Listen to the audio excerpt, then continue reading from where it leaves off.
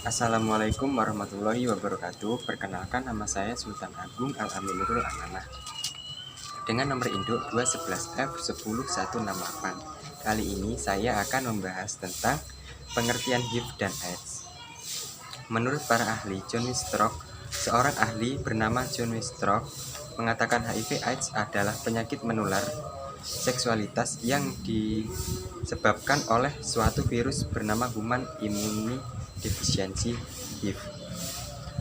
Yang berikutnya Jonathan Weber dan Annabel Bierman.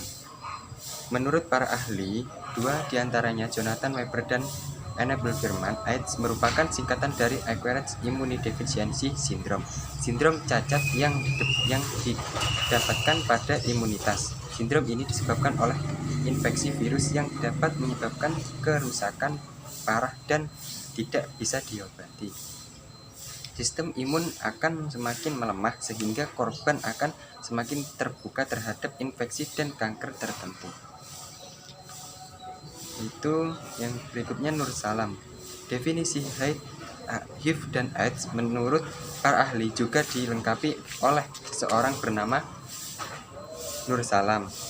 Ia mengemukakan bahwa AIDS merupakan penyakit yang tidak dapat disembuhkan karena belum bisa ditemukan obat yang dapat memulihkan hingga saat ini.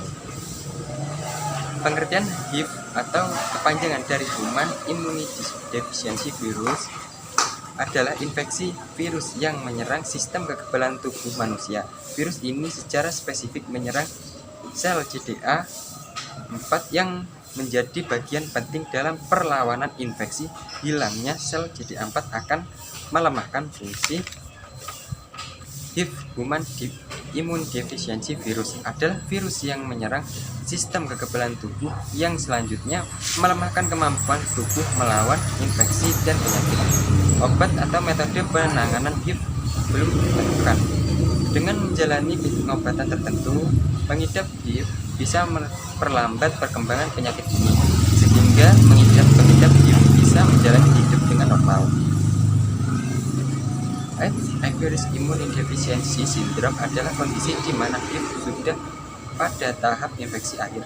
Ketika seseorang sudah mengalami AIDS, maka tubuh tidak lagi memiliki kemampuan untuk melawan infeksi yang ditimbulkan sistem imun tubuh manusia secara drastis. Akibatnya, HIV akan membuat tubuh Anda rentan mengalami berbagai penyakit infeksi dari bakteri, virus, jamur, parasit, dan patogen merupakan lainnya.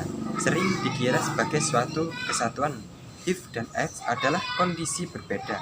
Meski begitu, keduanya memang saling berhubungan. AIDS Acquired Immunodeficiency Syndrome adalah suatu kumpulan gejala yang muncul ketika stadium infeksi HIV sudah setengah parah. Biasanya kondisi ini ditandai dengan munculnya penyakit kronis lain seperti kanker dan berbagai infeksi oportunistik yang muncul seiring dengan melemahnya sistem kekebalan tubuh. Sederhananya, infeksi HIV adalah kondisi yang bisa menyebabkan penyakit AIDS jika infeksi virus ini dalam jangka panjang tidak diobati dengan tepat. Anda akan berisiko lebih tinggi mengalami AIDS, yaitu jenis-jenis HIV dan AIDS. Yang pertama, tuberkulosis, meningitis, Cryptococcus, diare, sitomegalo, kanker yang terkait dengan HIV, infeksi MV, chorioretinitis, toxoplasmosis. Jika nilai CD4 lebih dari 200 sel, maka gejala yang timbul sama dengan tuberkulosis lainnya. Tapi jika nilai CD4 kurang dari 200 sel, maka gambaran klinis dan radiologinya tidak khas.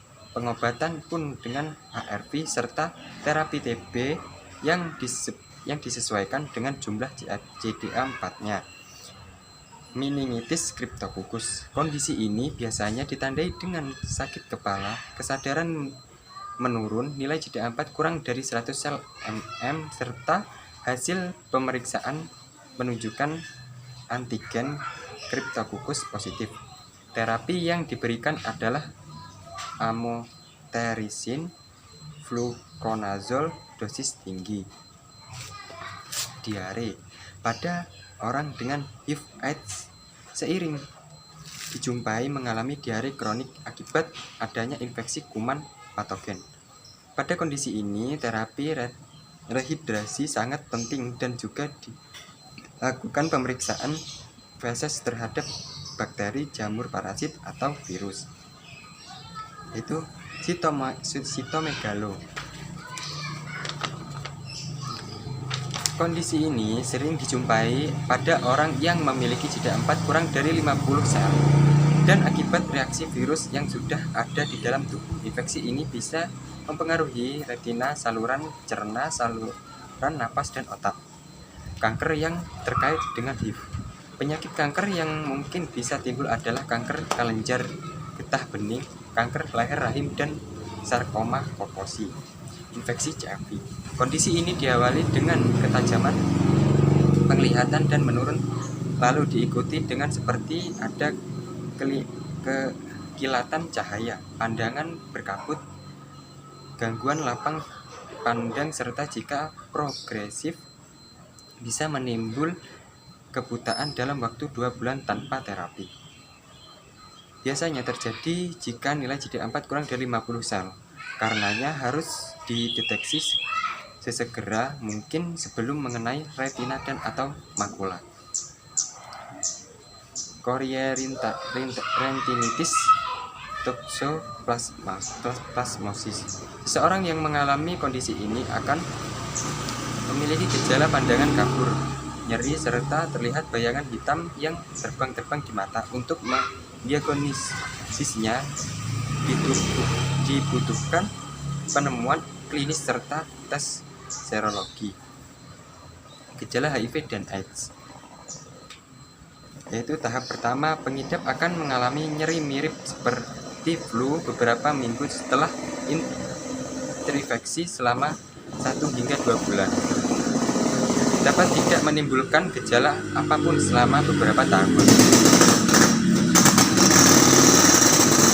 Dapat timbul demam, nyeri tenggorokan, ruam, bengkakan kelenjar getah bening, diare, kelelahan, nyeri otot, dan sendi.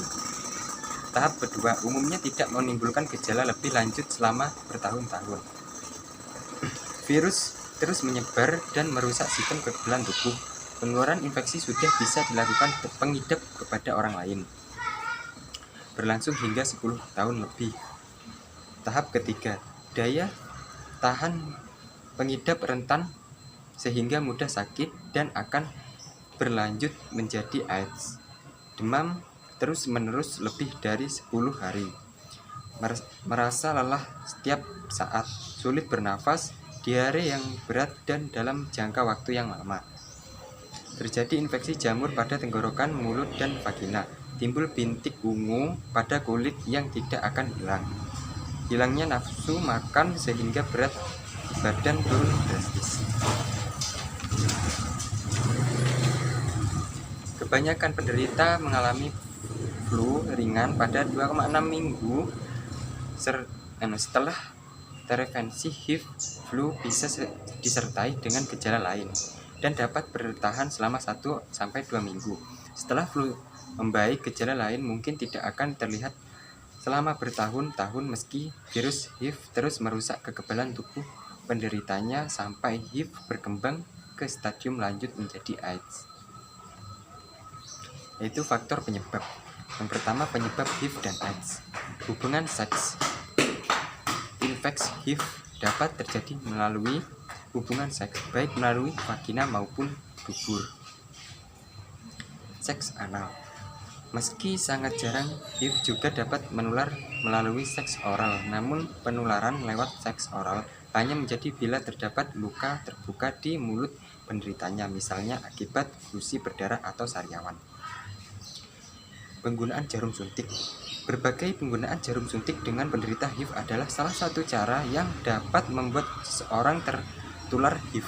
Penularan bisa terjadi jika berbagai pakai jarum suntik ketika penggunaan nafza atau saat membuat tato. Transfusi darah. Penularan HIV dapat terjadi saat seseorang menerima donor darah dari penderita HIV. Namun kemungkinan terjadinya penularan ini cukup rendah. Hal ini karena sekarang pendonor darah harus melewati screening HIV dan infeksi lainnya terlebih dahulu selain melalui berbagai cara di atas. HIV juga menular dari ibu hamil ke janin yang dikandungannya. Virus HIV juga dapat menular dapat proses melahirkan atau melalui air susu ibu saat proses menyusui.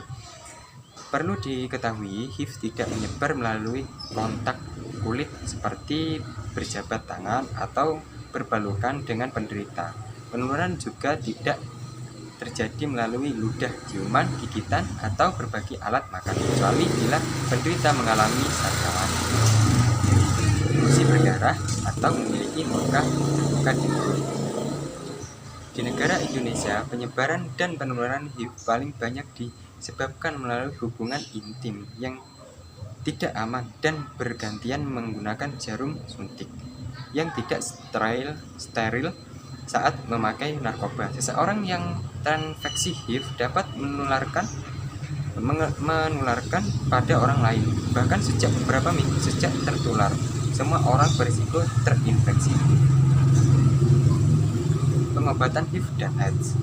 Penderita yang telah terdiagnosis HIV harus segera mendapatkan pengobatan berupa terapi antiretroviral ARV bekerja menegah virus HIV bertambah banyak sehingga tidak menyerang sistem kekebalan tubuh.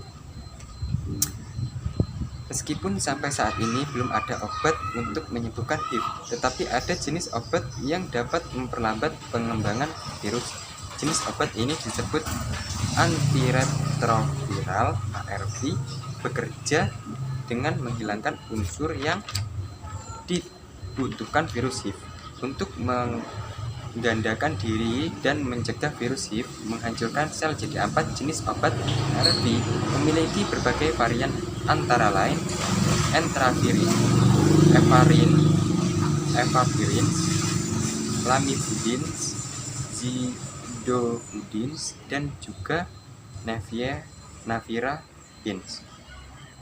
Selama mengonsumsi obat antiretroviral, dokter akan memonitor jumlah virus dan sel CD4 untuk menilai respon mengidap terhadap pengobatan. Hitung sel CD4 akan dilakukan tiap 3-6 bulan. Sedangkan pemeriksaan RNA dilakukan sejak awal pengobatan, lalu dilanjutkan tiap 3-4 bulan selama masa pengobatan. Agar perkembangan virus dapat dikendalikan, pengidap harus segera mengonsumsi ARV begitu didiagnosis mengidap HIV. Risiko pengidap HIV untuk terserang AIDS akan semakin besar jika pengobatan ditunda karena virus akan semakin merusak sistem kekebalan tubuh. Selain itu, penting bagi pengidap untuk mengonsumsi ARV sesuai petunjuk dokter.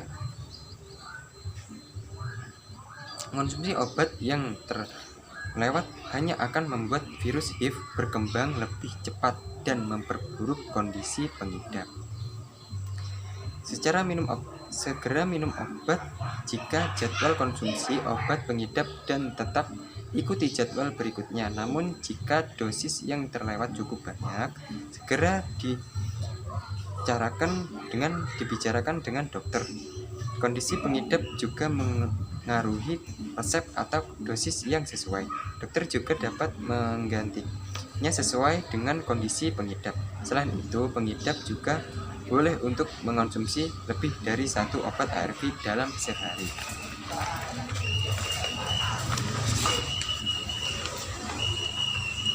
Yaitu pencegahan HIV dan AIDS. Terdapat berbagai upaya yang bisa dilakukan untuk mencegah penularan HIV dan AIDS.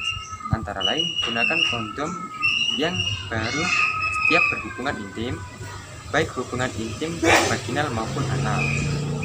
Hindari berhubungan intim dengan lebih dari 1 pasangan. Bersikap jujur kepada pasangan jika pengidap positif HIV agar pasangan juga menjalani tes HIV.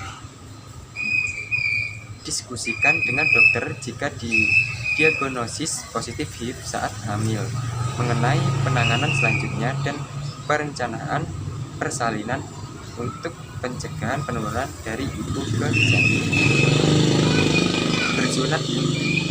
Bersunat untuk mengurangi resiko infeksi HIV. Jika menduga baru aja terinfeksi atau tertular virus HIV seperti setelah melakukan hubungan intim dengan pengidap HIV, maka harus segera ke dokter agar bisa mendapatkan obat Pox-X-Sur, Prophylaxis, PEPS yang dikonsumsi selama 28 hari dan terdiri dari 3 obat antiretroviral. Berikut adalah beberapa cara yang dapat dilakukan untuk menghindari dan meminimkan penularan HIV, yaitu tidak melakukan hubungan seks sebelum menikah, tidak berganti-ganti pasangan seksual, menggunakan kondom saat berhubungan seksual, menghindari penggunaan narkoba, terutama jenis suntik, mendapatkan informasi yang benar terkait HIV, cara penularan, pencegahan, dan pengobatan terutama pada anak remaja. Sekian dari saya. Bila ada salah kata, mohon maaf sebesar-besarnya. Sekian, terima kasih.